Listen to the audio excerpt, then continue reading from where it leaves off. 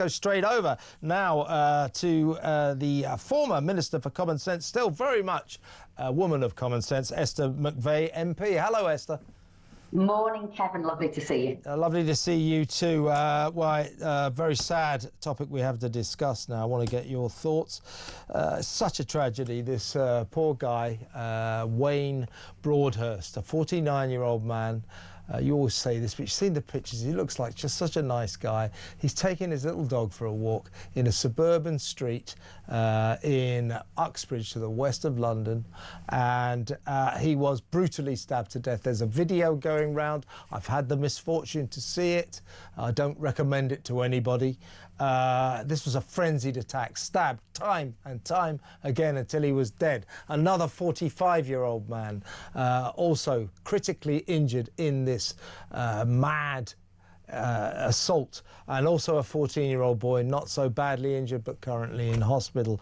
Now we subsequently learned new government policy, by the way. I quite appreciate this, to be honest, open and honest about the ethnicity of people who commit such crimes or allegedly commit such crimes. They said that a 22-year-old man has been arrested on suspicion of this appalling attack, and that he is an Afghan asylum seeker who came into this country illegally on the back of a lorry 5 years ago, 2020, and was subsequently given leave to stay. His asylum application was successful.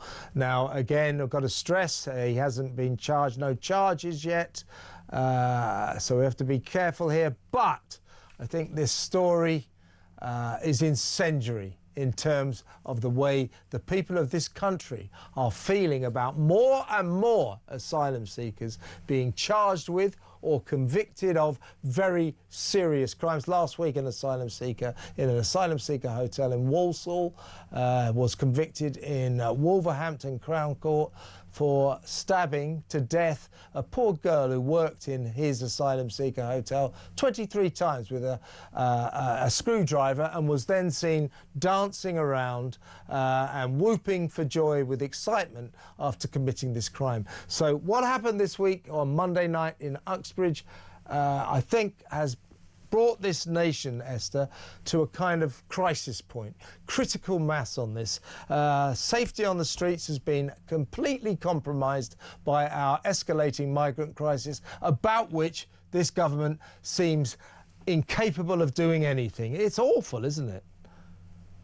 I agree with every word you've said there. I mean, to think that you're out walking a dog, that could be any one of us, in your local area, and this brutal attack happens is just unthinkable. The streets of the UK are becoming less and less safe, and until there is a robust way of dealing with illegal immigrants coming to this country, I'm afraid this is going to continue. We need people detained and deported, and we need the third country option to send people back to. I'm afraid for too long, people have been too lily-livered to deal with this issue, and I'm afraid we're hearing more and more of these cases, and government, and this Labour government are particularly weak, need to do something. You had people earlier on in the show who live close by who are now fearful. We are fearful in our own country with the people that we are letting in. We don't know who they are, what they're doing, what their criminality is, what their record is, what their sort of character type is, or their psychological state is, and yet they are roaming free on our streets, some of them congregating by primary schools, junior schools. The answer is no. This now has to be a crisis, an emergency, a national crisis, and this has to be the number one thing now that Labour focuses its mind on and gets tough on. Yeah, I think we as a nation, I think the population in this country, we now sort of feel almost like a kind of defenceless creature in grave mortal danger. Because this government isn't doing anything about this. It isn't putting up any deterrents to stop more and more migrants coming across the channel illegally. And our Prime Minister's only response lately has been to triumphantly announce, hey, I'm going to put 900 migrants, I'm going to take them out of asylum seeker hotels, and I'm going to put them in 2 military bases, 2 disused military bases, one in Scotland, one in East Sussex. 900. We've got 32,000 asylum seekers in 400 hotels all over the country. We've got 103,000 asylum seekers in the country altogether, and we've got no deterrents to stop them coming across. In fact, all we've got is enticements, you know, free hotels, free food, free doctors, free lawyers, free dentists. And his response is to say, don't worry, folks, I'm going to put 900 migrants into 2 disused military bases. It's pathetic, but also more than pathetic, it's extremely worrying. This is a government that cannot deal with this. It doesn't have the competence or the strength or the resolve to deal with this crisis that I think has, in the last 2 days, reached critical mass. I think the public would get behind the Labour government if they said we're treating it as an emergency. We're going to come to the House and we are going to lay emergency legislation, which is going to be this. We're going to come out of the ECHR. We're going to come out of the Human Rights Act. We're now going to put people in more of a camps, a sort of a, as I said, detain and deport. We're not going to have all these benefits when they come here because we can't afford it. We haven't got the housing. We can't provide the security. We haven't got the money to pay for it. And if you put a list of things together, from changing the law to being firm on detention and deporting and bringing back, because they no doubt will bring back a third country now, they will bring back Rwanda, the buckling on everything else. Remember, this was the party that said you cannot use barracks, you cannot use places like that. They were apoplectic when the Conservative Party were going to. So the U-turning, backsliding on everything. Well, if they just get a little bit more gumption, a little bit more spine and do something, because we are now at crisis point, I think that would be helpful. And just to point out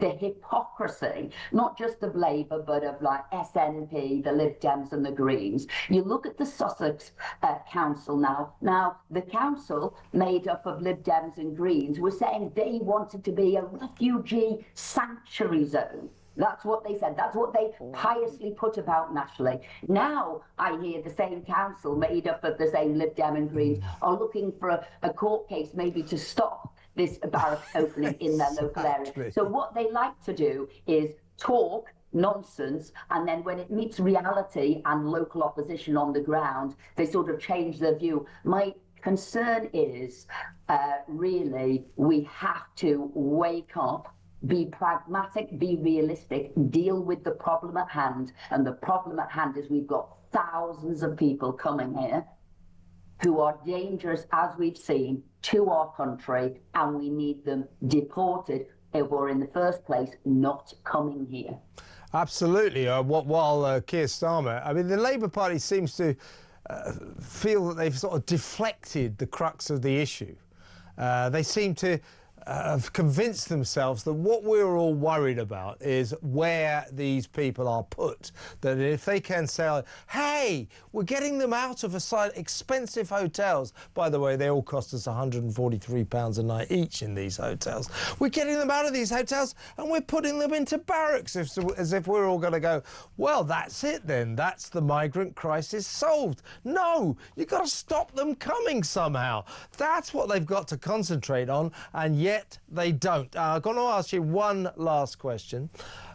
Could you explain to me, Esther, exactly what the point of the one in, one out scheme is? What the hell is it all about? Because it's not a deterrent. Look, there is no point to it. It was basically a load of guff, sort of desperate words. I think they think, Keir Starmer thinks the public are stupid and we won't understand what's going in. The reality is it was knout out. It was only ever a swap scheme for people who had greater claims to being in the UK. And as you rightly pointed out earlier on the show, it's 11,000 in and knout out. And what was worse, when we swapped some people, one of them recycled and came back into the country. No, smash the gangs, one in, one out. all distractions, all a load of rubbish. But I'm afraid these human rights lawyers, whose greater purpose is the international picture, not what is happening here on the ground. And the sooner that we get rid of this government, in fact, the best thing, not that they'll listen to me, but the best thing the Labour Party could do, its members could do, is get rid of Keir Starmer and Rachel Reeves ASAP and try and get a grip of what's going on. But under their stewardship, I'm afraid everything's going over a cliff, and rather rapidly. I couldn't agree more, Esther. We're in big trouble, but very good to talk to you. Thank you so much for your time. That's the former Minister for Common Sense, now, of course, a prominent Tory MP, Esther McVey.